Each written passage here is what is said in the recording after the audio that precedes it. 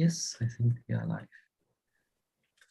Okay, hi everyone. Welcome to the Quick Connect Live. So this is a place where we share, learn, and grow together as a community. And we meet fortnightly, except for when we have Chinese New Year or when someone becomes father for the third time. So we meet fortnightly otherwise to discuss personal development topics ranging from psychometric tools, psychological methods to performance hacks. So it's hosted by me, Alex, Jeffers, and Ethan. We're covering the topic today of how to know if someone you care about is burnt out. So today, if they're staring at the screen, looking so tired, like Jeffers, yes, keep going. It's like our model for today. So today I'll be your host. Jeffers will be your scribe, and Ethan will be your facilitator for today. So maybe I'll just do a quick introduction of myself, then we can go around, get everybody just share about who they are, what they do.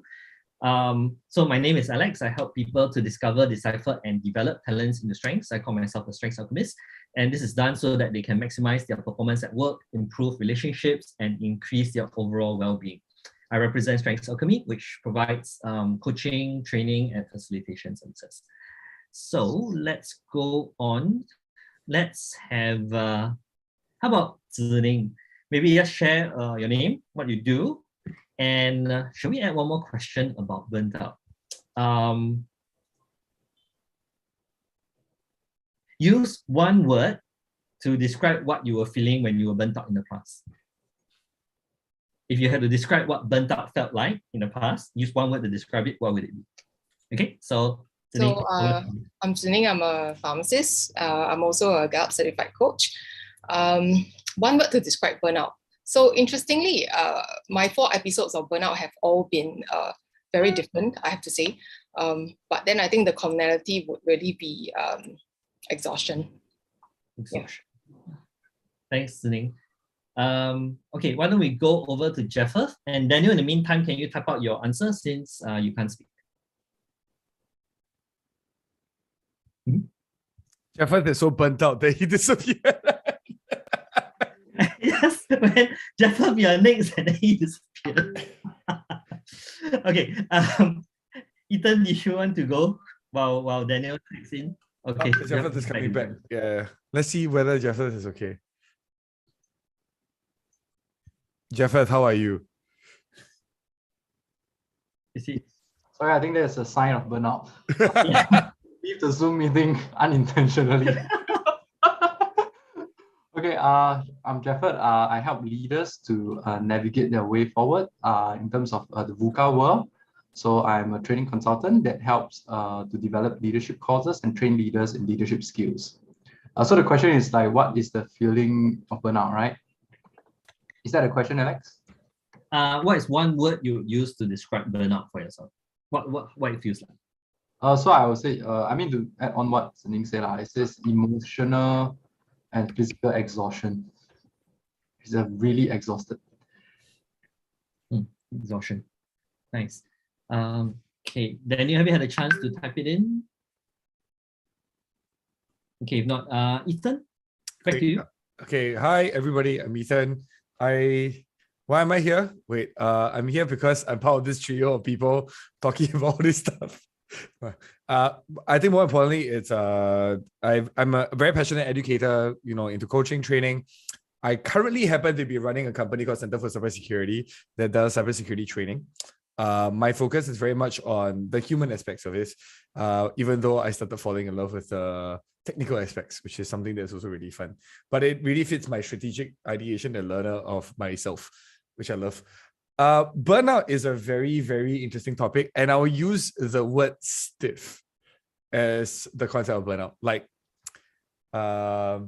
rigor mortis kind of stiff, if you know what that means. Yeah, it's where you are stuck. That's when you feel most burnt out, and your body and your muscles are all tense. If you have to keep going, you just you're tense all the way through just to carry through the whole process. Yep, back to you, Alex. Okay, and we have Daniel's reply. So Daniel was working as a software engineer, and our word for burnout is stuck. Exactly what you said, Ethan. So I guess one of the things, maybe before we start off, right, I thought it's an interesting thing that happened to me recently. I'm not sure whether you can see on the screen, right? I got burnt, literally. I didn't get burnt out, I got burnt from cycling.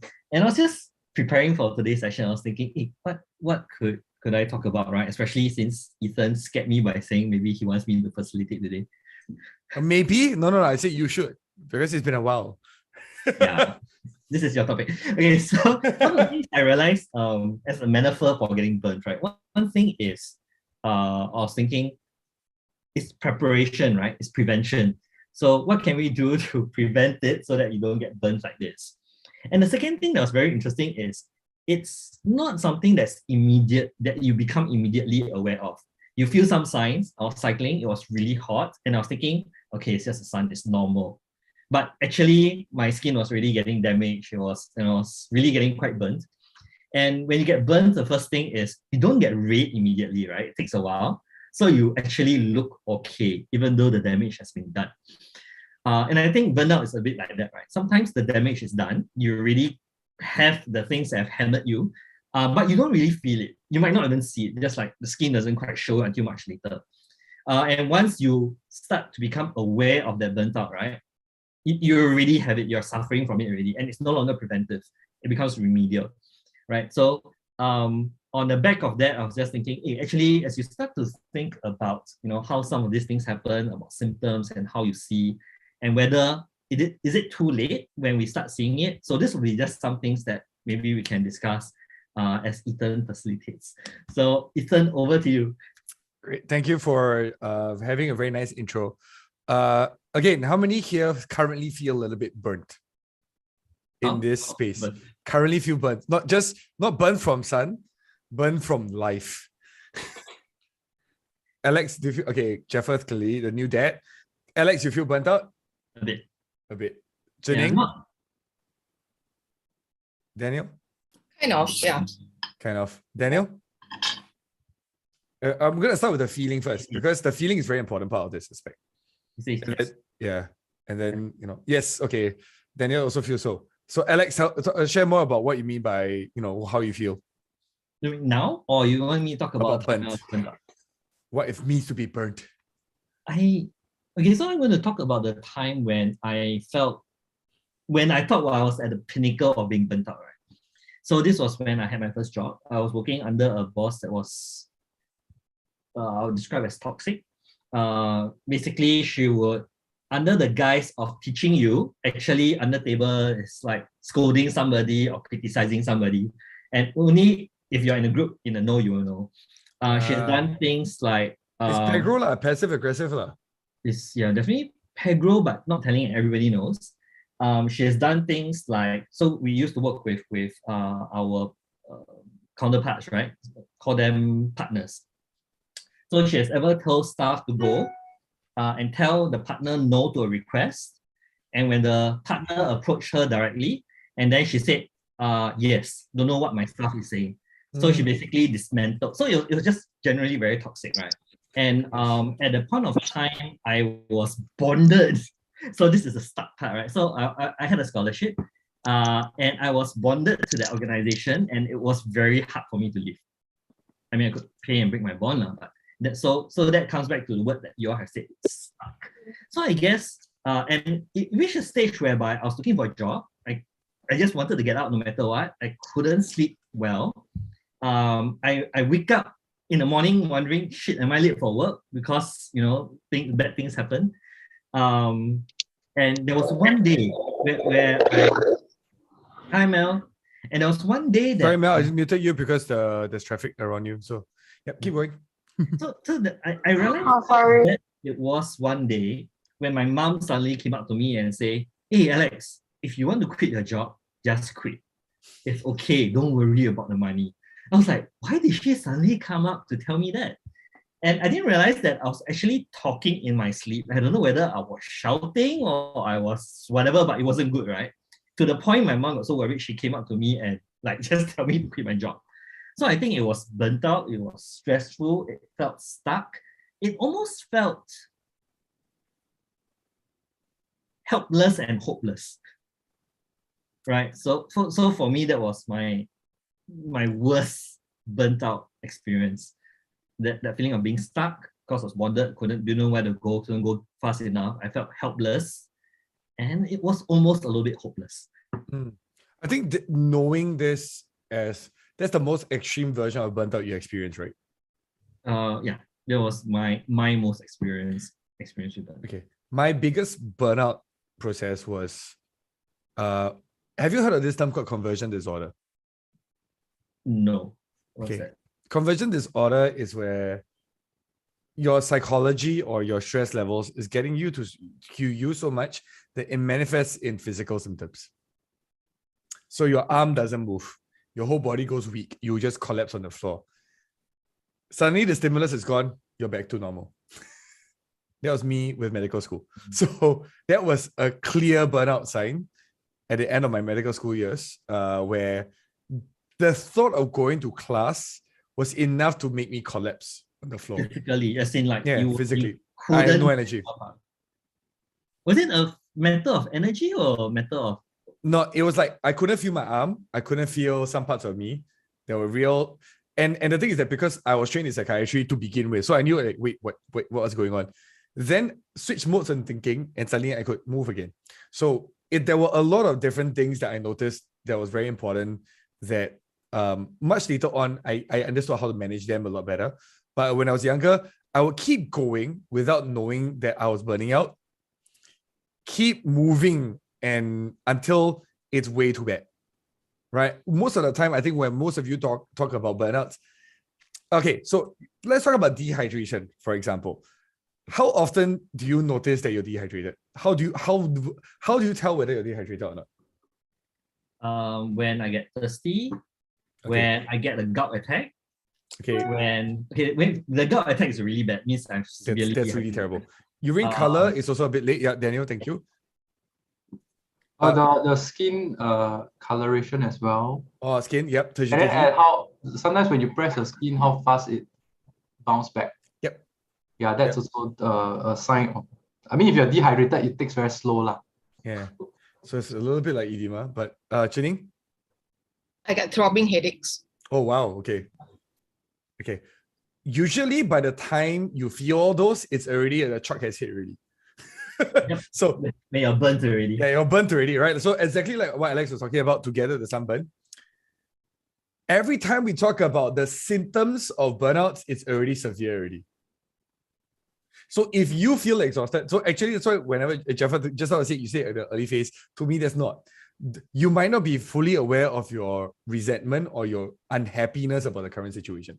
So I noticed that because most people who think they're not burnt out, but portray all the symptoms of burnout, don't know that they're feeling burnt out. Usually as an outsider, it's easier to see somebody who's burnt out than you yourself realizing that you're burnt out. Like Alex, you had your mom tell you, if you want to quit your job, you can. Don't need to worry about money. Oh, I knew I was burnt out. I knew I was stressed. I didn't realize I was that stressed that I was manifesting that way when I was asleep. No, but that's exactly it. You didn't know the severity of it. Versus a person who's hyper aware and hypersensitive to it and going, I need to make sure that I don't get to that level, right? Like before I realize things. So we have a very large tolerance towards burnouts. A lot of us can use willpower to push through a lot of crap. Because, we have excuses, right? I'm doing this for my clients. I'm doing this for my patients. I'm doing this for that person or that person. It's selfless. It's not for me, right? But I think a big part of that tolerance that you talk about is also the expectation, right? Because I don't know, sometimes I feel like if I were to say that I was burnt out or something, I would look weak or incompetent or, incapable. So a lot of times we just push through and it's like, no, I'm not so weak, right? This cannot be me. And I think that just makes the burnout worse. But it's cultural. So when people talk about the zombies at before COVID, the zombies at Raffles Place, right? The people walking around zombies, right? How many of them, if they're zombies, they're already fully burnt out? One of the things that we don't recognize is that we actually celebrate burnout. It's like a badge in the organizational context lah. Yes. OT, feeling tired, feeling like, oh man, I did so many things. Look at how many things I was doing. Oh man.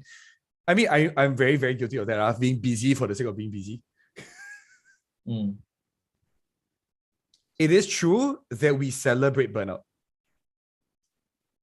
Okay, let me go through into this because, okay, Zhining knows this pretty well because pharmacy.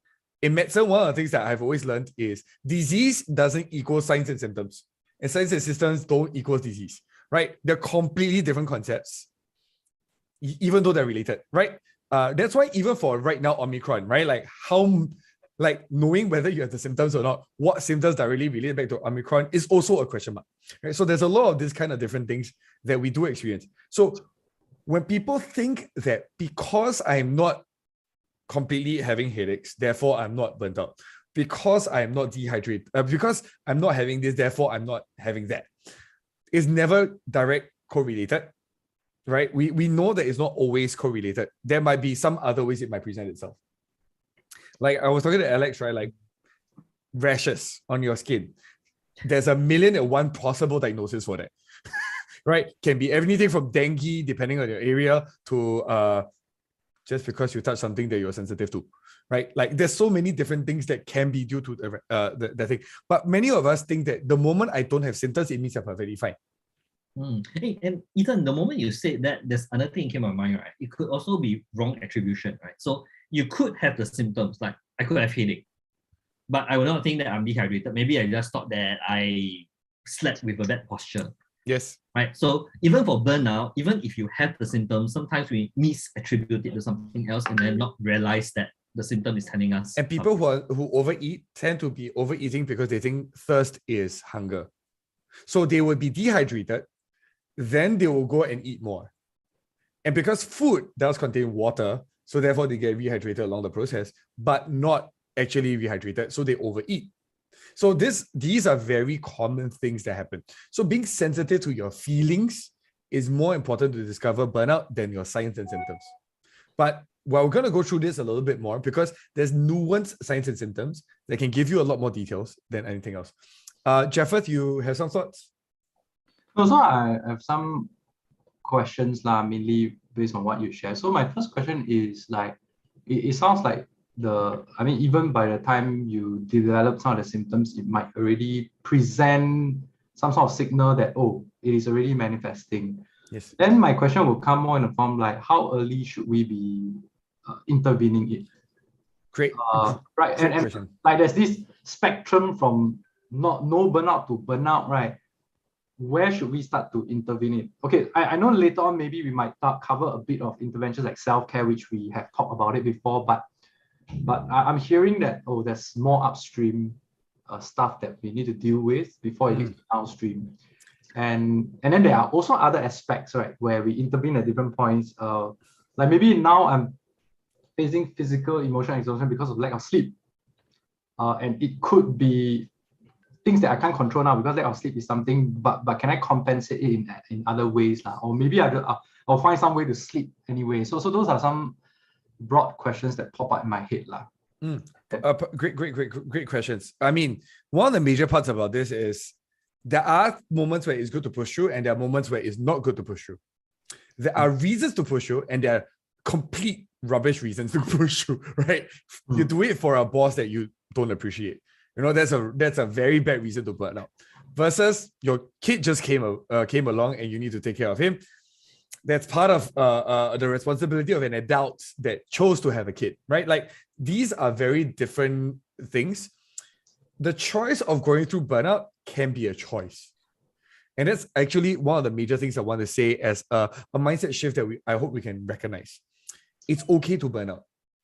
I mean, first up is, well, most of us are burnt about something at some time, right? We can be bummed and burnt about our relationships, our friendships, there's a disappointment and we feel like it's a drag to deal with that person or deal with that situation. That's actually the earliest sign, but that's exactly where I want to get to, right? Because most of the time, burnout is already a severe syndrome. And what comes before that is really important. Let me just start with this process with using our mirror, right? So burnout is now officially a medical condition. So ICD, which is one of the the classifications. I actually thought this would appear on DSM, but apparently it's coming on DSM-6. So that's coming out next year. We'll see whether it will appear on the mental health side of things. What is DSM? Diagnostic and Statistics Manual, which is the Bible for psychiatric disorders. Okay. So in terms of psychiatry, we don't really talk about it, but it is officially a disease. Okay, the reason why this is significant is because you can claim insurance if it's part of the disease spectrum.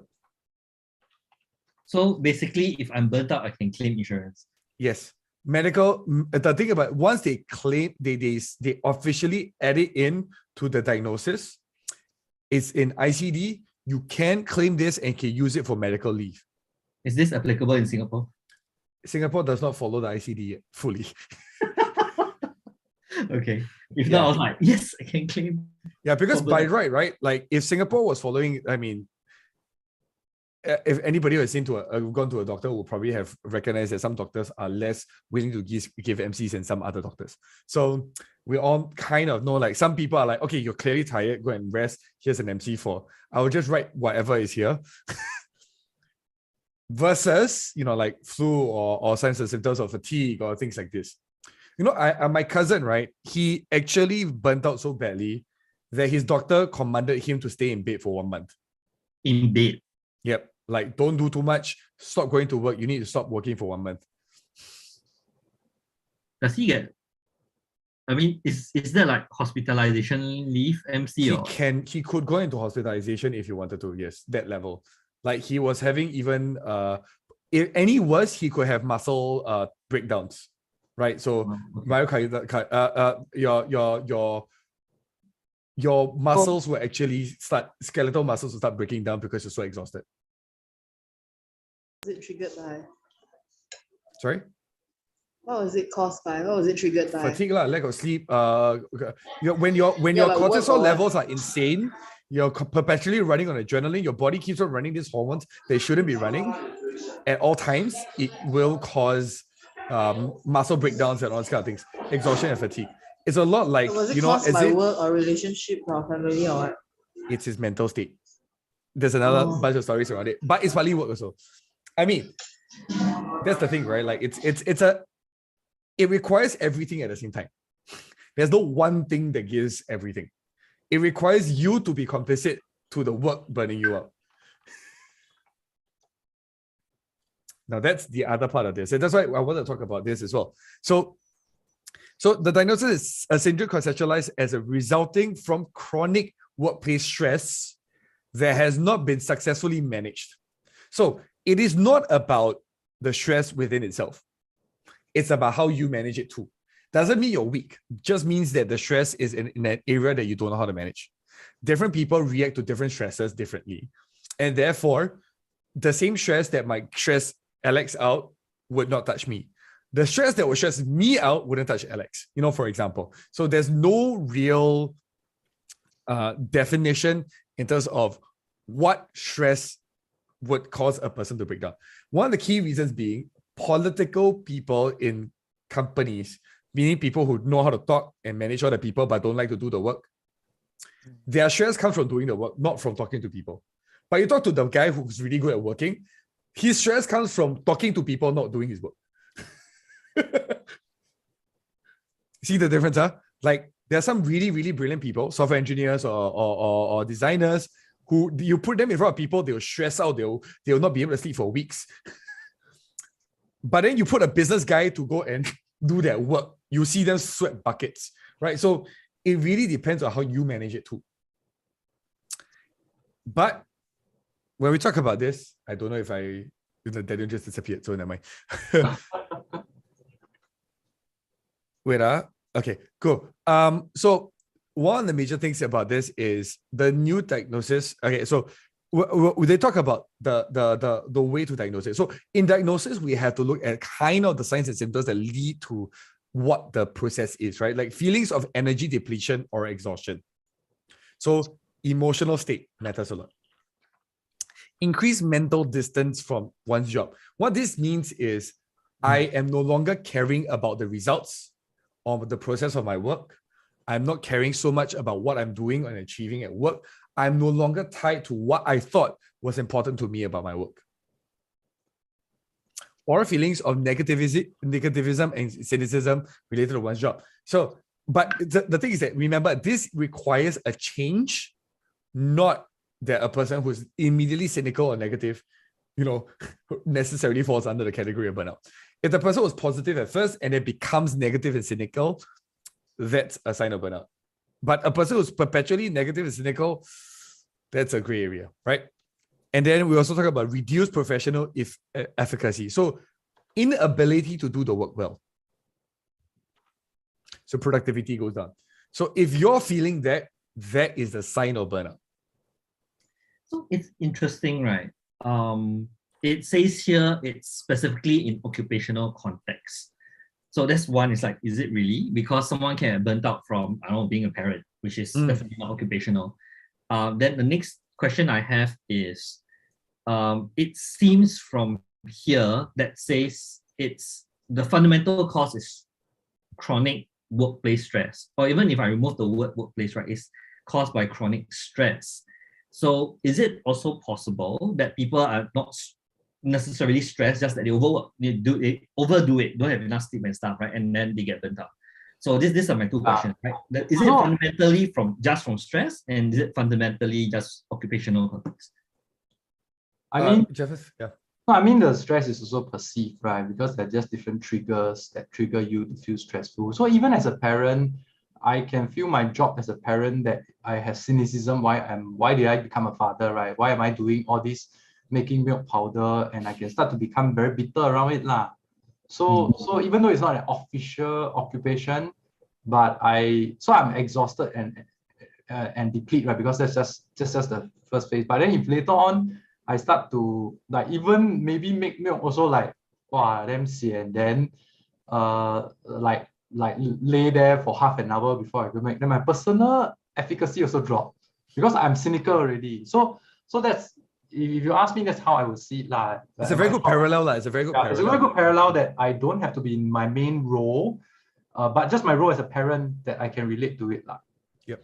Yeah, so I guess what I'm saying is I'm challenging this particular article that constrains it to occupational context. So that's why the last sentence, right? Burnout refers specifically to phenomena in occupational context and should not be applied to describe experiences in other areas of life. This is because the ICD is used for work purposes, for insurance purposes. Yeah, agree. Okay, but that doesn't then mean that it's not equally applicable in personal and other areas of life. But one of the biggest reasons why they needed to do this is because then they can make it an actual disorder rather than, because if it's all encompassing, then there's prone to abuse versus specific to occupational context, where because there's implications of what you do as diagnosis, right? But the same symptoms and the same process, same symptoms, not signs. So there's a difference between symptoms and signs. Symptoms is experienced, shared, not visible, and not something that can be measured. And there's signs which are clear, right? Signs meaning like sleeping, not being able to sleep, or insomnia is a sign, right? It's a symptom, it's also a sign, but there are very measurable elements to it. Okay, so let me try to jig it a little bit because I got a bit confused, right? So a symptom could potentially be I feel warm. I'm getting sick, right? I feel warm. It's a symptom. But just because I feel warm, I take my temperature and my temperature is normal. Yes. If my temperature went up, then that would be a sign. Yeah. That's much closer. Yeah, that's good. So that's exactly it, right? Like if I have rashes, that's a sign. If I feel itchy, that's a symptom. Yeah, I mean, that's the way I kind of look at it, because the weightage of burnout, in my opinion, falls very heavy on the symptom side. People wait for signs before they start acting. So I think this is kind of where Jeffers was asking a question, right? How can you know earlier that you are approaching burnout on the spectrum? So once you start to see symptoms, which is the obvious observable ones, you're very far down already. And therefore, earlier sign of knowing when you are burnt out is when you are aware of the symptom. Yes. You're aware of the symptoms, you're aware of your thought processes, you're aware of how you're approaching the issue. Okay. So by definition, our title today is how do you know if someone that you care about is burnt out? By the time that you know, that is the sign. Too late already. That's science already. That's already, clear right? science already, yes. Yeah. So the only way that you can kind of know it earlier is when you are kind of self-aware. You know it yourself that these are what I'm feeling. But if I'm talking to somebody, I can usually pick out their burnouts. Why? Because that's their sole focus in their minds. Everything leads back to the same things that makes them tired. So whenever you touch that topic, they'll be like, I don't want to talk about it. Or they will be complaining about something non-stop. So is that a sign or symptom? Symptoms. Because it's a description of their experience of that thing, in my opinion. That's how I look at it, right? Versus them going, like, having the signs of bloodshot eyes and whatever, right? Like, right off the bat, you look at Jeffers, you already know, okay, his eye bags confirm a sign. Okay. So, I'm just writing checklist, right? Yeah. So one of the symptoms that we can know if someone is burnt out is when they are avoidant. Yes. One of the biggest things that I know straight away that I'm burnt out is when I want to avoid talking to that person or deal with that thing. The moment I even want to avoid it, I know that's the beginning of a concept of a basis behind burnout. Okay. Does that make sense for everybody so far? No, I think at the point of time when I'm burnt out, I like to rant about it. I'm still burnt out. Yes. But that doesn't mean you get any better. Yeah, I'm just saying it's a different symptom. Yes. So, I mean, what I did like about what Jeffers shared with us was very much the signs and symptoms of burnout. Right? Like, if you notice, physical sleep disturbances, like waking up every 2 hours, those are very clear, signs of issues. Like difficulty for like a sleep, nightmares is a sign. I had that. Yep. This decreased ability to regulate emotions and pay attention.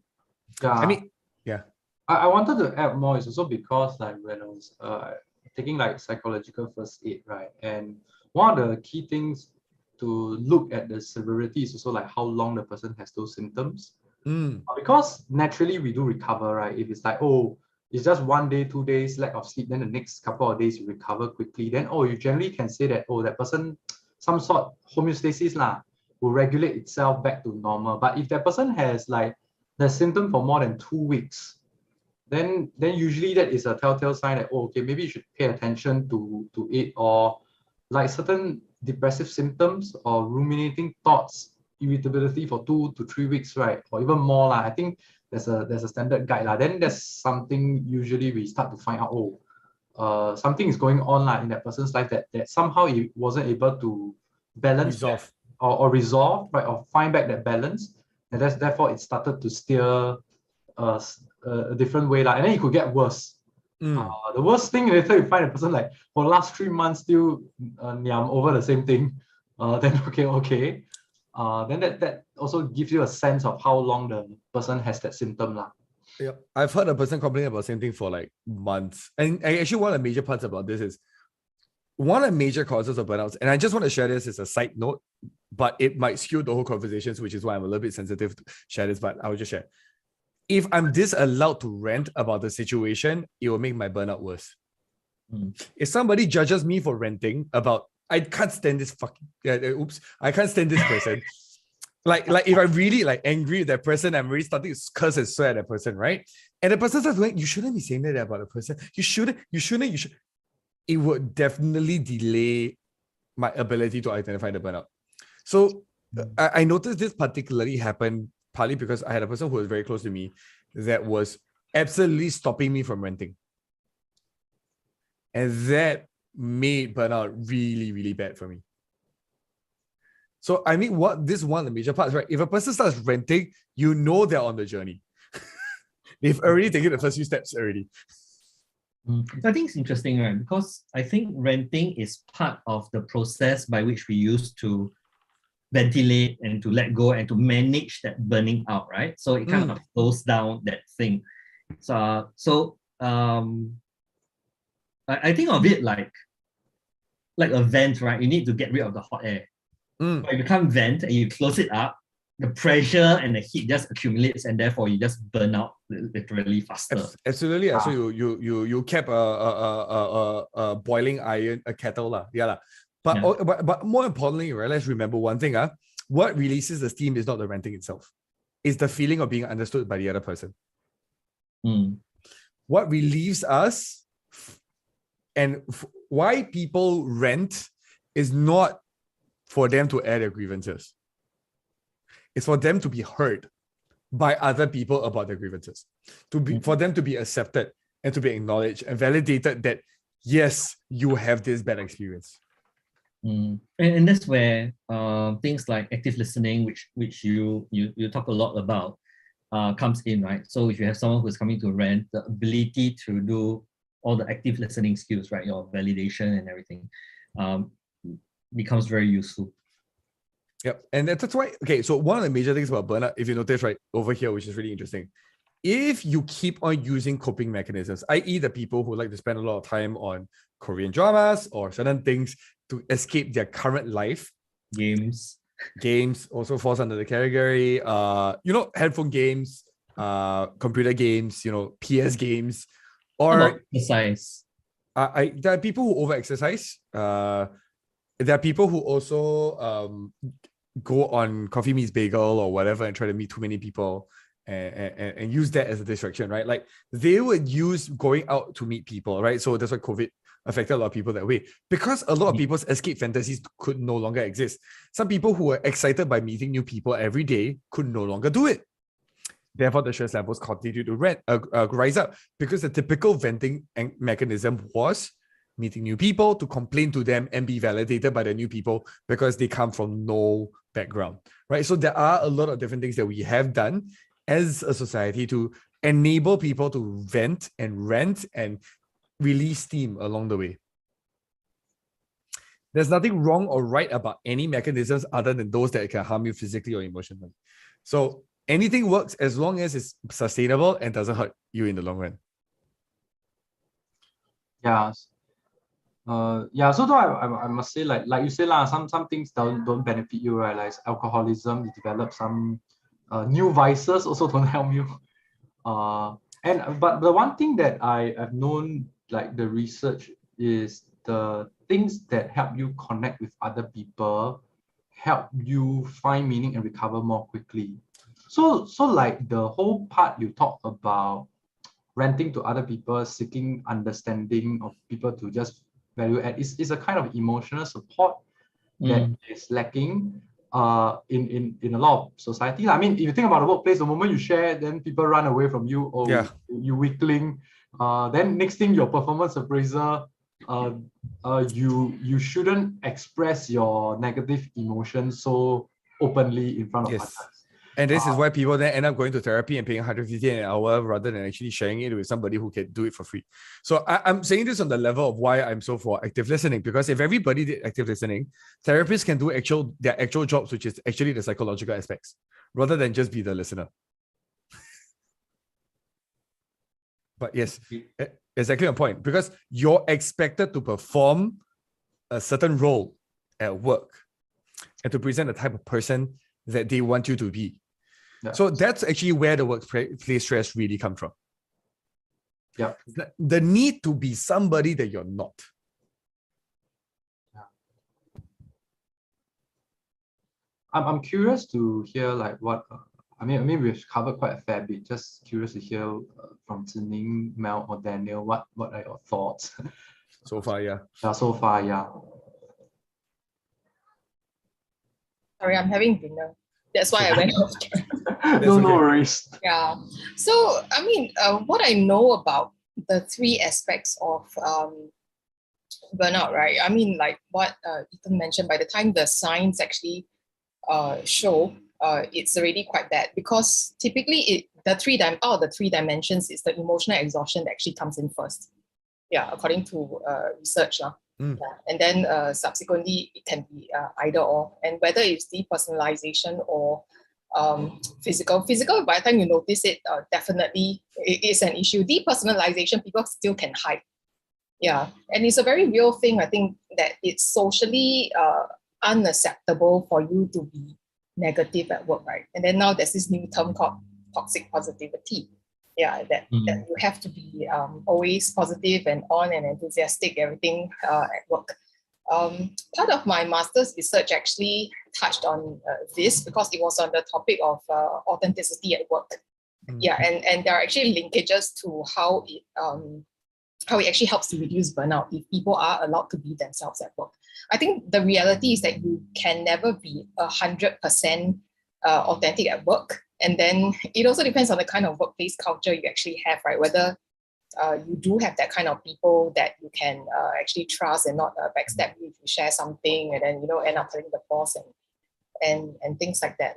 Yeah, but I think on the whole, things are a little changing. There's a bit more awareness in terms of trying to get people to share their issues at work, things like that. I'm just not sure how successful it is. Yeah. I think this is where the emotions, so signs and symptoms, right? I can show all the signs of safety, but not feel the effects of safety. So to share my, so I can have a boss that says, feel free, I'm open door. You can always talk to me anytime. But then when you come in, I'll look at you, you're like, hey, if I look at you like this, would you feel welcome? Would you feel like... Or your door is open and they're texting, while you're talking. Yeah, sure, talk. But then, they're busy replying to their emails and messages. Yeah. Yeah, or they get irritated and they're like, I don't disagree that venting is a good way of helping to manage. And in fact, that's something that I tell my trainees every year. Yeah, go ahead and vent. It's just that after that, you guys need to move on. Yeah, because sometimes if you put a whole group of people, to vent, to share their shared experiences, they end up spiraling everyone down. So yeah. I just want to address that part of venting. That's great. That's a great one, right? The goal of venting is to identify the problem, not to continue aggravating the problem. The goal of venting, right? Like very often, this is actually a secret thing I realized along the way. When I don't know what's the problem, that's when I rant the most.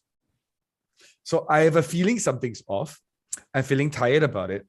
I'm ranting about how that person screwed up or whatever. Like one of the biggest things I got from therapy with my processes, because like mostly I'm very resilient after many years of practice, but there are still certain things that bug me that can burn me out for me, my burnout is I'm sensitive to my burnout within like days of realizing I can feel tired talking to a person. I know straight away I'm burning out from this person.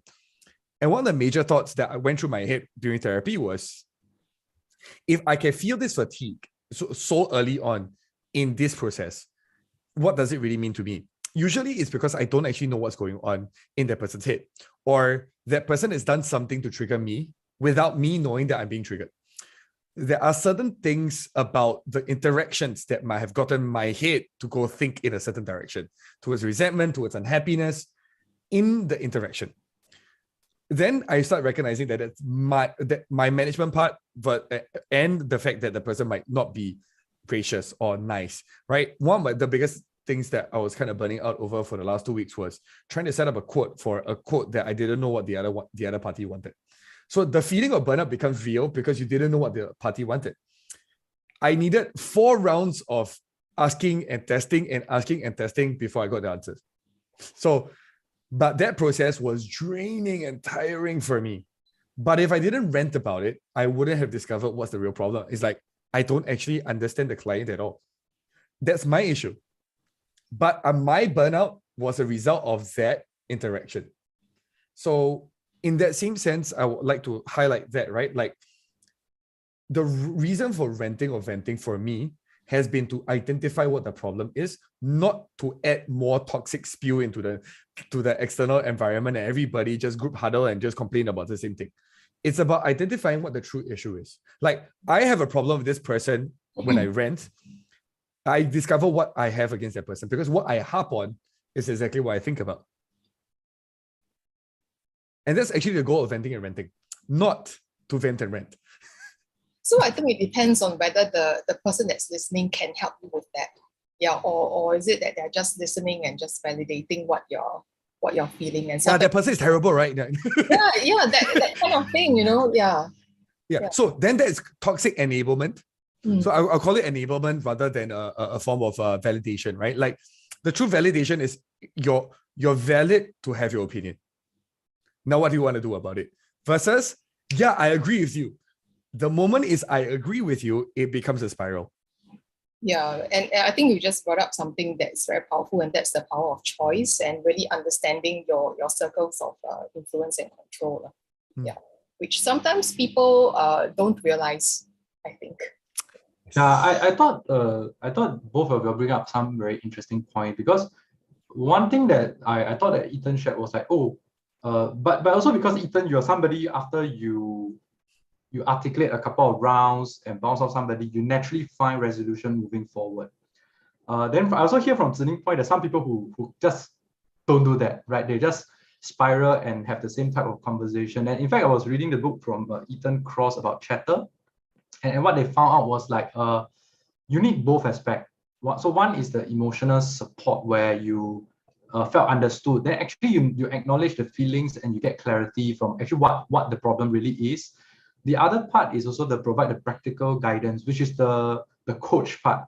Because sometimes the coach there is to empathize. Yeah, I listen you, but I need to disrupt you lah. Because otherwise you're still in that stuck state, right? So I need to ask certain questions to move you out of that box. So maybe that question is like, so what's the problem really is about lah. And yeah, so that's what I'm hearing from both of you, which is quite interesting. Yeah. Yeah. So Nick, do you I think one of the major questions that I do have is because group therapy, right? So one of the major studies about group therapy is that group is more important than the therapist themselves very often. So the therapist needs to know how to manage the group such that they are positive reinforcements of one another rather than negative reinforcements, right? Which is all about the negativity that you were talking about, where yes, that person's terrible, oh my god, and just adding fuel to the fire. Yeah, what would you do differently, like thinking about this with your trainees, if you want to get them to rent and vent without the spirals? I think they need intervention of people who are more senior, and people who can see things from a certain perspective. Because sometimes when they are at that kind of level, there tends to be, I think the group think tends to be a bit more prominent. Yeah. So you might need somebody who's a bit more senior, either to deal with them individually, which perhaps would be more, I don't know, can be more effective depending on the skill of the senior, I guess. Yeah. Very cool. Yeah. That's one of the methods that I've learned about bullying is to isolate the bullies and ask them how do they feel about that person, and not in a way of what do you feel about that person. It's so tell me more about your experience, and then counter check, like, hey, that person said this about you, is this true? And confronting them about that, right? So in anti-bullying methods, there's the discussion point and letting the person speak their mind. And I think that's the thing about group thing, right? What you think in a group might not be what you think personally. Yes. And therefore the isolation is so important, right? Yeah. Yeah, and handling group dynamics, you really need somebody that can actually read the dynamics and have an understanding of it, I think. Yeah. I don't think bullying is that big of an issue in my institution right now. But I think because naturally, culturally, we respect hierarchy a lot. So sometimes they come in, they already have this mindset that, because I'm training, I'm the smallest minion and I have to do everything that everybody asks me. Yeah. Understood. Yeah, no, but when I talk about that, of course, I was not meaning bullying. But the techniques of anti-bullying is very helpful in managing group dynamics, because it is also disrupting hierarchical structures when you do anti-bullying measures, because you're actually getting people to, hey, are you doing this to that person as a higher person in power, right? So that's what we do a lot in the anti-bullying stuff. Yeah, and sometimes I think in the organization, it really doesn't help that people really treat people in management special, with like special favors and we have special ways of treating them. They can cut queue and all that kind of stuff. It's such a when anybody is coming to visit your department. I don't think that kind of thing actually help, and I think perhaps those kind of practices really need to be reviewed and reflected upon. If you really want your staff to be talking about their well-being and them really, I think you just brought up a very powerful point there.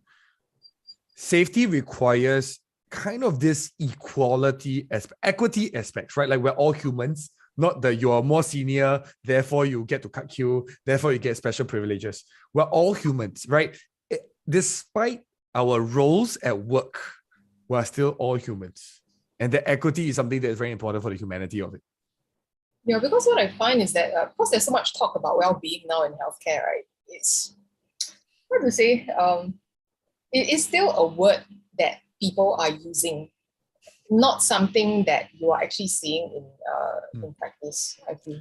Yeah. I have a person that I know that talks about self-care not all the time, but doesn't do actual self-care because she would do mani-pedi, massage, everything, right? But then you'll burn out, like it doesn't matter what you do.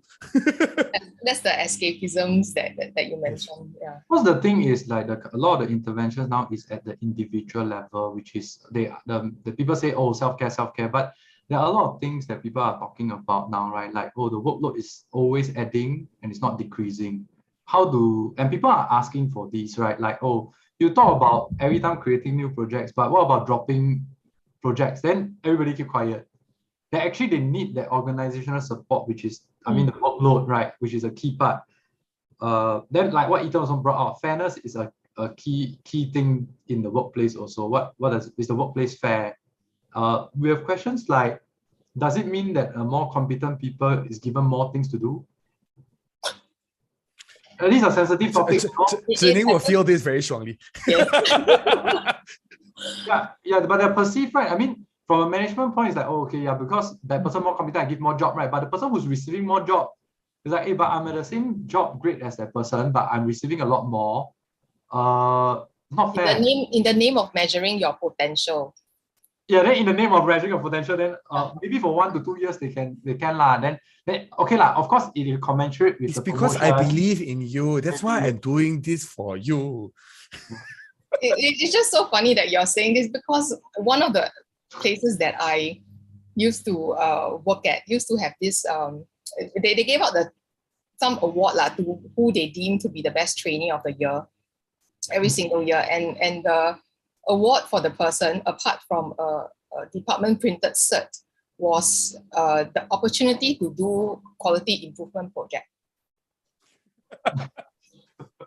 Would you want to win it? Yeah, that's the kind of thing that Jeff is talking about. Yeah. But that's exactly it, right? Like what we reward. Okay, so this being talked about in business, and this is because as an entrepreneur, I'm very used to the other side of the picture as a business owner, right? And then the 80-20 rule. 80% of your income comes from 20% of your client, and you're supposed to cut away the other 80% of your clientele so that you focus on making good money. But most business owners, and this is a very typical Chinese Tao-Ke businessman mentality, which is any client is mine and I'll keep them with all eternity rather than send it to my... Like, one of the major things that I'm very happy with is because I came in with the mentality of, I'm not going to overload myself. Okay, I'm doing a lot of things, but I don't overload myself. So when Alex first heard the amount of things I'm doing, if you think about it, right, I'm working on expansion in other countries. I'm working on closing a school. I'm working on new programs. I'm learning the skills myself. I'm running the technical work itself. It sounds like a lot. Yeah, that's not forgetting about all your other things you do, right? Like your jazz gigs and I'm performing this Thursday for another big performance. Yeah, okay. Crazy. Okay, but one of the major reasons how I don't burn out is I need a variety. So, ta-da! I need a variety, right? So this word is the reason why I need variety. But the other part about it is I have good teams.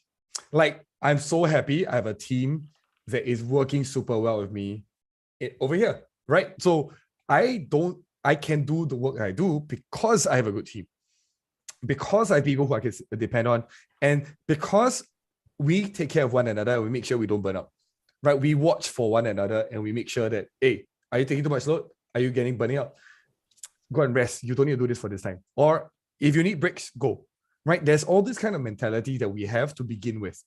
And there's that respect as a human being towards one another that's really, really key. We actually had to get rid of people who were not like that actively. So if they wanted to pressure other people to do what they wanted them to do, bye. If they were passive aggressive towards other people and causing me to feel like I don't want to engage with the person, I'm actually likely to fire the person. But it takes so much consciousness. It's not even self-care, it's care for the group. It's care for the future, that's what prevents burnout. It's interesting because I mean it relates to values, right? Like the people who are more aligned with that values are more, of course, fitting to what you want to inculcate, that or that mini culture in your group, right? And those people who mismatch with you, first, they are suffering from it. Second is also you are suffering from them, lah. So yeah, it's not always the win-win, point. Yeah. Yep, Alex. Yeah, no, I actually kind of agree with you, and just wanted to point out, how we start talking about our talents, right? So when we start to engage in our talents, it tends to energize us, and it's kind of what we need as well, right? So if we starve ourselves of, what our talent teams need, like Ethan, for you, ideation and strategic, right? So if you starve yourself of these activities and you're doing other things that doesn't energize you, that can also lead to burnout. I just now when you were talking, I was desperately looking through some of your old materials, Ethan, on active listening, right? And we were talking about renting. So I was just thinking, right? The renting and the like, wow, that person is a terrible person. Like you mentioned, if we said something like that could lead to a negative spiral. Now I'm wondering, like, in like pre-contemplative and contemplative stages, that actually might be useful, right? Because kind of I would use a different way of saying it. Great. I would say things like, yes, I hear that you think he's terrible. Versus, yes, he's terrible. It's, yes, I hear you say that a person must be terrible. Okay. Or things like, he sounds like a terrible person. He sounds like a very terrible person to you. Okay.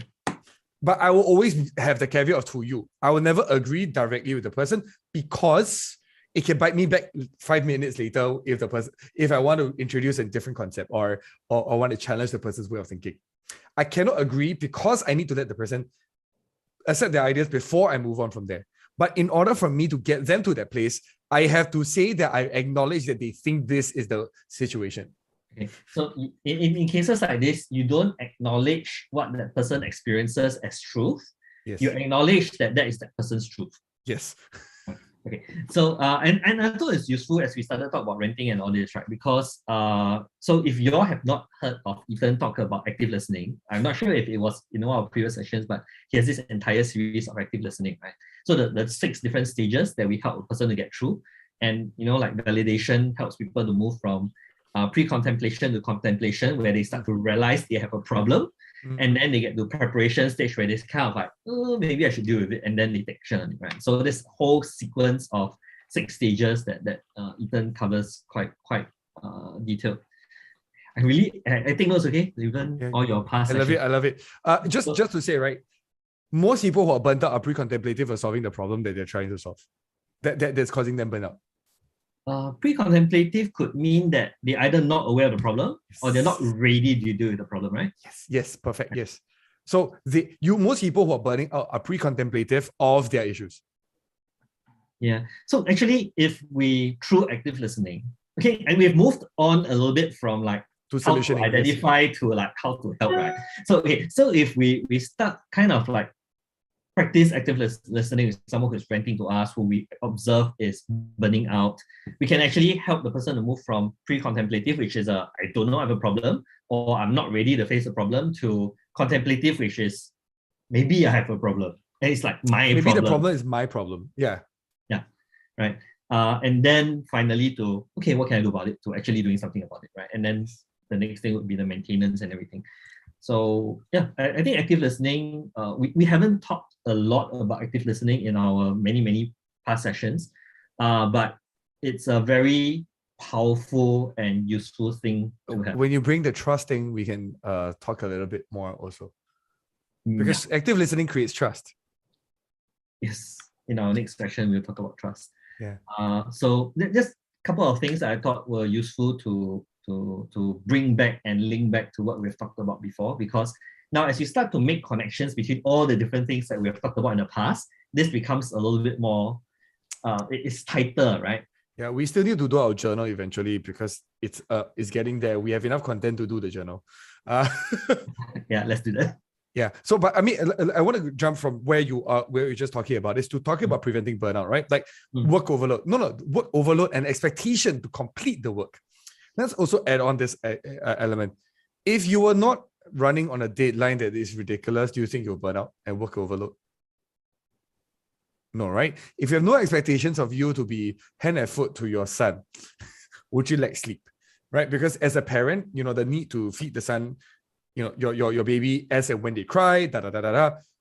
Of course, those are best things to do for your child. However, sometimes it's driven by the expectation that I should be the person who can do all of that. That burns us out. So when we talk about this, like that's why people say poor leadership and lack of organizational caring. It's all the social, emotional stuff that really drives burnout and creates the physical symptoms, as a physical signs and symptoms, right? By the time it hits signs, it's bad already, right? So we need to look at the fact that we need organizational caring. We need to feel like we are cared for. Leadership is very much down to, am I relevant? Am I even doing something that's worthwhile over here? And then there's also related back to me as an authentic person coming to work versus depersonalization, which Zining talked about pretty well just now. So it's very important that once we look at burnout, that's why we talk about these things.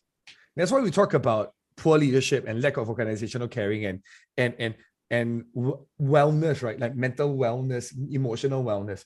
I mean, when I first started Undelusional 3 years ago, everybody was like, emotional wellness. Right? Now we're talking about it, but we're talking about it as if like it's self-care, go for a mani-pedi, go for this, go for that. No. It's all about the interactions on the day-to-day level. It's all about the 1,000 cuts that might get to you in the end of the day. Yeah, so all the rest of the steps here are useful and helpful, but I think this is where the self-monitoring is very important. The 5 whys, by the way, for most Singaporeans, I realize don't really work because our education system doesn't teach us how to answer whys. Especially when it comes to emotional whys. So usually if I say, I feel stressed today because of project A, and they say, good person goes, why? And then it's like, the person will say, because I feel that the poor feedback that I received was undeserved. No, they will complain about that person. Because my boss is like that. Why is he like this? Because he's just the kind of person lah. But why? Right? They will spiral into the area. The 5 whys is not good enough if you are not self-centric. If you're not my perspective-centric. And that's where the real goal of... and burnout is always about pointing your fingers outside, if you notice. We burn out because part of us are judging. The pointing can still be at ourselves, but it's a blame game. Like, if I don't do this, I'm a bad father. If I don't do this, I'm a bad employee. Because that person feels so, or because I feel so about myself. There's always somebody judging somebody in the burnout process, which is what creates the first feeling of resentment and avoidance in the first place. The reason why people don't want to do, a business person doesn't want to do technical work is because the identity of I'm not a technical person, or if I do it badly, I'll be judged by other people, is a very common reason why they don't want to do technical work. Same with the people who are technical, who don't want to talk to other people because they'll be judged by everybody else because they're bad at talking, and therefore they avoid it at all costs. Therefore, they spiral when they talk to other people. One of my friends talked about how he feels like everybody's judging him all the time. And then I'll sit him down and go, okay, this person, what does he actually think of you? I don't know. I was like, oh, but I think this is what the person thinks of me. So we'll ask that person. And the person goes, yeah, this friend of yours, awesome guy. I really enjoyed talking to him. But in his mind, it's always about what the person might be judging him because he made this face. when he was talking. I was like, oh my God, that person's lost. Oh no, he doesn't like talking to me anymore. Oh God. And I'll be honest, I also think like this. There were a number of times when I'm talking to a client or potential student or whoever, and I go, no, the person hates me now. Right? Like, how many of you probably have those thoughts when you talk to somebody you really want to be part of your team, work with you, or to hang out with you, and then you just keep thinking that you screwed it up? I think that kind of self-criticism is not uncommon.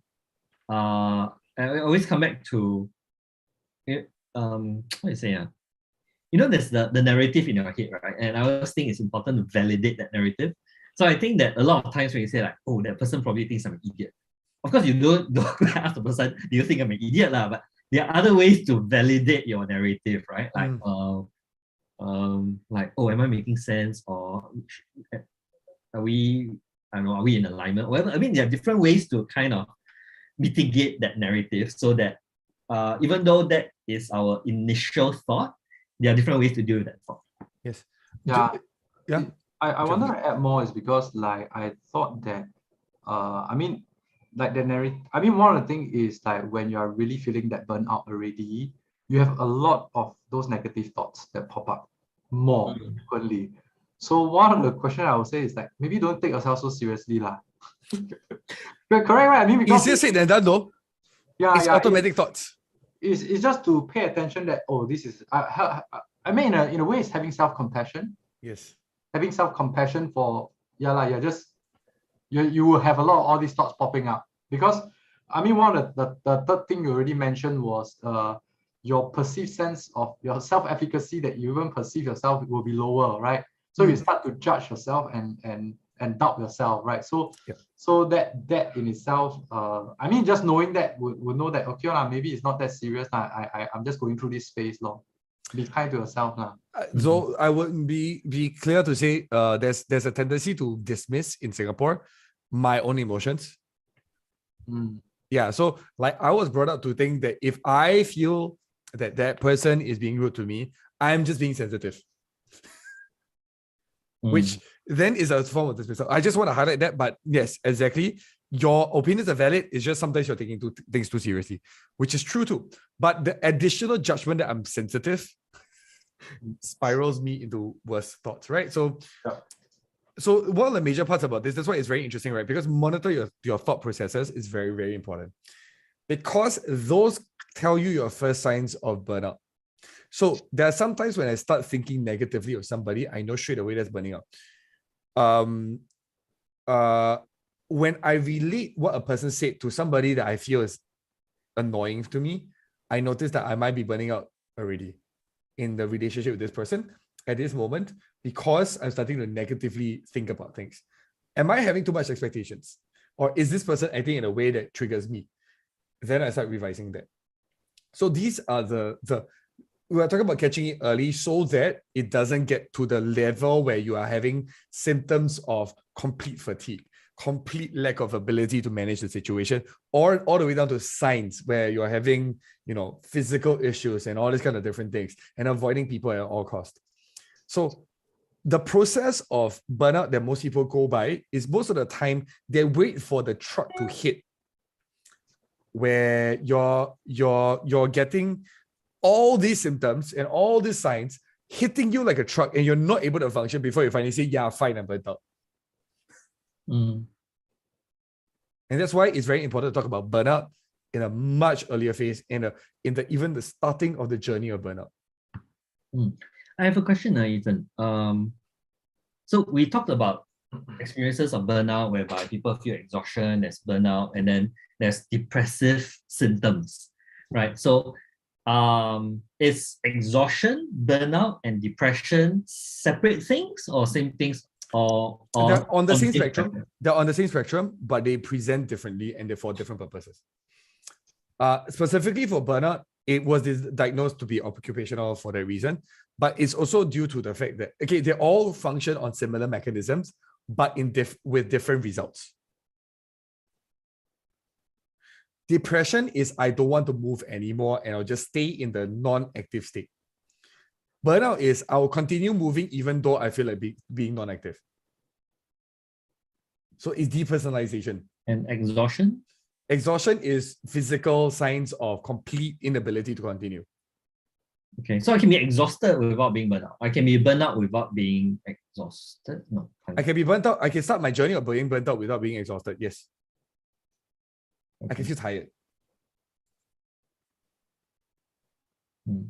Okay, I just wanted to distinguish the three things in my head, right? Because I think we all experience this tree from different times, and it's probably useful to be able to identify, am I just exhausted? Am I There's the burnt out? low mood aspect, there is the exhaustion aspect, and then there is the negative thought processes aspect.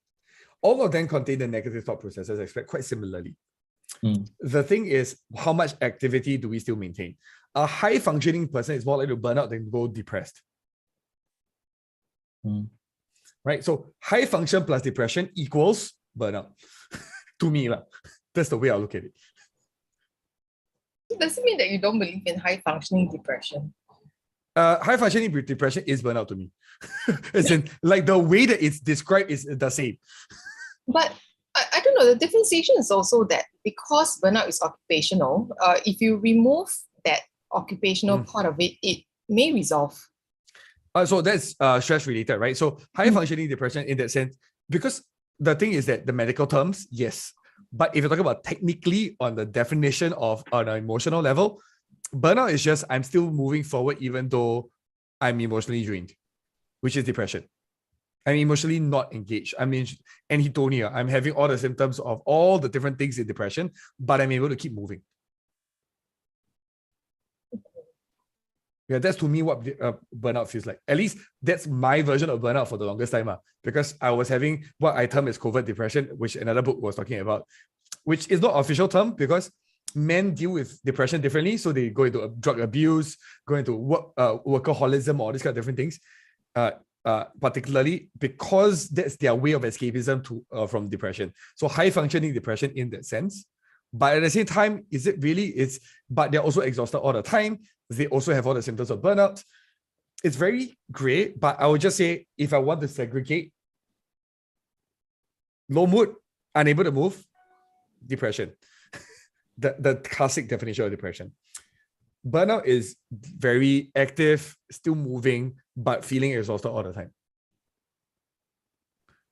And then the last one, which was exhaustion, right? The physical exhaustion. Those can be with or without the low mood. So it mixed with the rest equals something else. But exhaustion within itself is exhaustion. I can be exhausted because I exercised way too much.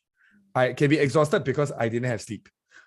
But they also bleed into one another, maybe, Yeah, because I was thinking Jeffers would be having not enough sleep because of new baby and stuff, right? So it could just be exhaustion, right? Not necessarily burnt out. So how do you? I guess it's also the time, how long it happens. Because like if like maybe after 1 month I'm okay lah, then I wouldn't say it was burnout lah. I don't know. Maybe I am, but then I just move out of that state, right? But I would then coin it more towards like just exhausted, because I found some ways to cope. But if maybe I cannot find ways to cope, then I will go to more severe burnout because then I got no way to cope already. Yeah, I was like, Alex, please talk. I want to complain to you. Yeah, then can come out, treat me to dinner, Karen. Like, Alex got no money to pay. Why you like that? Why you like that? Then I become a cynic. Why you like that? And you get even more burnt out, right? Because me still need to pay for dinner. Yeah, depersonalize you. Sorry. I think the biggest differentiation for burnout is that dimension of depersonalization, but it doesn't always happen in everybody, I think. Interesting. Or at least, I mean, if you measure it clinically, using the interventions that, you don't need to meet on all three dimensions, before you actually qualify as clinically burnout. Yeah, that's why for me it's those are still signs and symptoms, but might not be what the mental processes are, right? Because disease is still disease, in my opinion, right? Or using the disease model is there's a disorder and there's an imbalance, but I might be able to use willpower to push past some parts, or some extra thing that might be able to support me through that process. But absolutely, depersonalization is a very powerful way of looking at it. But because I look at splitting, which is another thing on its own that I cannot spend too many hours on.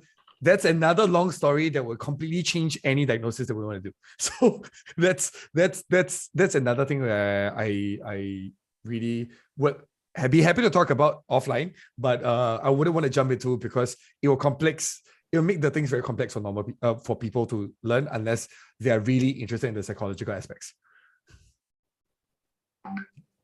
Melissa, you wanted to say something just now that we all interrupted sadly because then you went unmute and then mute again. I forgot already. There was like so many minutes ago. Oh no. I lost my train of thought already.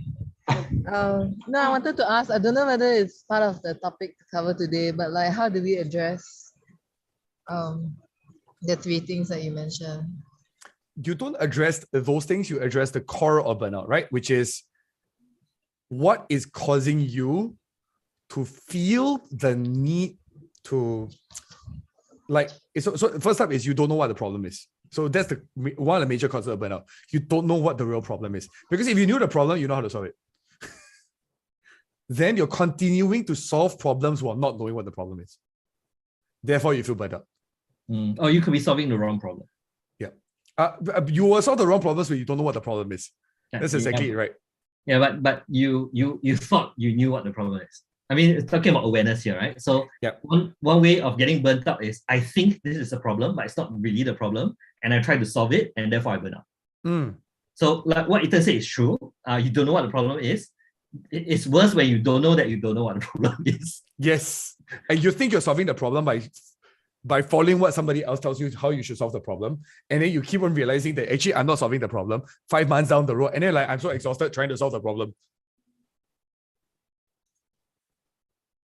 You're muted, Melissa. Alex, what's my problem? I guess we need to have a conversation to figure out. Actually, Melissa, one of the things, and I open this up to all our elite members, right? So we do the action learning session, whereby everybody comes together, and that's precisely what we do, right? Someone throws out a problem statement, and everybody gathers to help you identify what the real problem is. And every time we do an action learning session, we realize this, right? The problem statement always changes. The problem that the person thought was the problem was not the actual problem that they have. And this is the amazing thing about action learning sessions, right? So if you're keen to, you can come join us, put your problem out, and we will all help you to define what it is. So it's not like we telling you what the problem is, it's we asking you enough questions so that you identify the problems or the whole group identifies the problem together. It's a marvelous process. Yep. Yeah, 30 seconds of Koyo. So do come and join us for our action learning sessions. It's amazing for answering that question. What is my problem? Yeah, I mean, for me, it's all down to the thing, right? Everything is solved by knowing what the problem is. I mean, I'm now in cybersecurity. Everything is about figuring out what the source is, like what the diagnosing the problem. In DevOps and software engineering is if you understand the problem well and you understand all the problems well, you can solve anything. They always say 80% of the work is figuring out what the problem is and knowing how to solve it, right? Before you even think about coding. It's not about how fast you can code. So when people talk about competitive coding, yes, thank you, Daniel, for jumping in for that. Yes, software engineering is not about how many lines of code you can do. It's whether you're solving the damn problem, which is why I'm not a fan of things like WeChat. So yeah, and that's also true for all aspects of work, right? I had so I had people come to me and ask me to do a particular initiative or program. I was like, okay, I could do this, but what's the problem I'm trying to solve? They said, oh, you could do this, you could create this. Okay, but I have this other thing that does that. So what are you trying to do? So we had this circular conversation, right? And in the end, I was like, okay, what I'm trying to do now is I'm trying to identify what the problem is, then I can come up with a solution to solve that particular problem. Right now, I don't think we are clear. But in many cases at work, right, that frustrates the hell out of people when you're trying to define a problem. I don't know whether the rest of you experience. Because most people just want to move, they don't want to think. Think so much for what? And then you just do something and you realize that you didn't solve the problem, or you solved the wrong problem. So that's work. I think about work. One quick fix. Zining, go ahead. No, I was just saying they want quick fixes. Yeah. quick fixes which end up Magic bullets. And perhaps also a lack of awareness or even courage to, to deal with what's really under the waterline, things that, all the dynamics and stuff, and maybe not wanting to pay for more of your time, to do the identification part first before you can tackle the real issues. Yeah, but the problem is I'm doing the work, you see. So if I'm fixing the wrong issue, that comes back to me, they have to do double, triple work. If you notice, most organizations are doing that all the time. They don't test before they don't test whether this is the right solution. They don't even test whether this is the right problem. They just go whack. So I'm trying to save myself some grief lah. I mean, and that's exactly what causes burnout, by the way, because the organization doesn't care that you care about the problem and making sure that the problem is solved properly. Yes, that causes stress and exhaustion. Not burnout yet, not yet, but that's why I said got a little bit of it. But that's why I said starting of the journey. But like I think that's where how do you do it? The self-care, self-compassion comes management. in, right? I mean, the one that Ethan mentioned, I mean, you all mentioned like self-understanding, right? That's one key aspect, knowing yourself, plus actually what's the root cause, what are the triggers. Then like you also mentioned, but so there are other aspects which is more facilitative in nature, which is in generally if you have good health and fitness, you have lesser cortisol levels when you wake up and all the stress. Generally your well-being will be better. So less easy to be triggered also then, as well as some relaxation strategies does facilitate your well-being so it's not it's not useful. It's just that like you say but what adds up, right? You can do all the facilitative stuff, but then if the root cause is the trigger and you don't understand yourself, then you never really fix some of those things the root cause is always the trigger and you don't understand yourself. And Jeff just reminded me of this session that we did on EFT. So Ethan, you were there. Were you there in the EFT session? No, I am not, but I know EFT too well. So we have a talent showcase on EFTs. EFT stands for Emotional Freedom Technique, which talks about tapping. There's a little bit of meridians stuff, right? And a little bit of some affirmations that you say. It's actually quite interesting to experience yourself if you've not done it. I've at some points of time done it and actually found that it helped.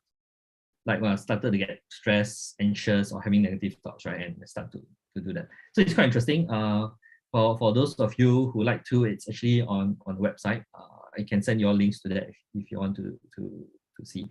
Okay, so I'm conscious of time. We technically have 3 minutes left, so I'm going to start to wind down and wrap up. Thank you, host. No problem. Okay, Jeff, the PDF that you sent us, we can share the rest. Okay, I can share the link with them. The link. It's already in the Miro board. I can share the Miro log. Yeah. So the Miro will probably take a bit of time for me to like reorganize and get it ready. Or Jeff, if you're going to get it ready, then we can send it out. But I think in the meantime, what I'll do is I'll send that. It's just the infographics that we have. That I'll send out to everyone first, and then the Miro board, once it's ready with the notes, I'll send it out as well. Okay. So as we start to close, I'll just like to go around and have everybody to share what your biggest takeaway from today's session is. So Daniel, as and when you can, just type it in the chat group later, I'll read it out. Let's start with Zining. Biggest takeaway is about how complex the topic of burnout is. Because I'm just picturing a conceptual framework or conceptual map about the thing. There's just so many things that came about to this evening. Okay, so it's really not simple. There are a lot of things, even though we just use the term burnout, right? Okay, Jeff, your biggest takeaway. Biggest takeaway, by the time you notice symptoms, it's too late. That means you can actually intervene way earlier. Okay, Daniel, thank you. So Daniel's biggest takeaway is no symptoms does not mean you're completely fine, right? It could be underlying, and it's just the early part of the journey, as Ethan likes to say. Melissa, your biggest takeaway? I think you mentioned depersonalization is a sign of something. What was it? Exhaustion or? Depersonalization is a sign of burnout. So Zining and I were talking about how you separate yourself from the work and you start removing your sense of self from the situations. Is it a bit like apathy? It Like you don't care anymore. It looks like it could look like. Okay, yeah, that was my takeaway. Okay, so the depersonalization part. For me, my biggest takeaway was the reminder of how active listening can help with the whole supporting people who are burning out, right? It's something we talked about but haven't talked about for quite a while, and just re-triggered everything in my head that, hey, that's a very, very useful thing to do and very useful skill to practice. Ethan, your biggest takeaway? I'm just reminded, like Jenny said, this is a complex situation. I think one of the best questions I got was, what's the difference between depression, burnout, and what is? I mean, it's kind of generic. It is kind of, the terms are generic. Like, let's be honest here. I cannot say that burnout is purely occupational, because caregiver burnout is a burnout. You know, burnout can come in so many different forms, and for many different reasons. But I think recognizing the separations and defining it clearly, it helps to identify the different situations. I mean, most of this is a nomenclature just to be able to deal with insurance and whether you're giving the right medication to the person, you know, all these kind of different things, rather than really about the disease itself or like the thought processes that the person has, which is what I'm truly interested in, right? Like, so it's really about the complexity of something like this. It helps to delineate in a simple way so that people can understand and begin the journey, right? Then it reminds me that, okay, from there, can we start the real conversation about, you know, how to solve it? I went a big round, but that's basically what this session really gave me. Is like the beginning of the journey is always about, can we start the process of simplifying it such that people can at least feel like it's easy for me to step in, and then begin the journey, and then go, oh, you mean I'm burning out earlier than I thought it was? Or, oh, you mean it's actually it's a little bit more complex than what I thought it was? But that journey would get people to be more self-aware. And that's really it, right? As long as we increase people's self-awareness, self-understanding, we're preventing one burnout at a time. And I think it's important as we start to talk about signs and symptoms, right? Don't be overly concerned over, hey, am I diagnosing, like you're diagnosing yourself, right? Am I diagnosing it accurately? Am I really burnout? Am I not burnout?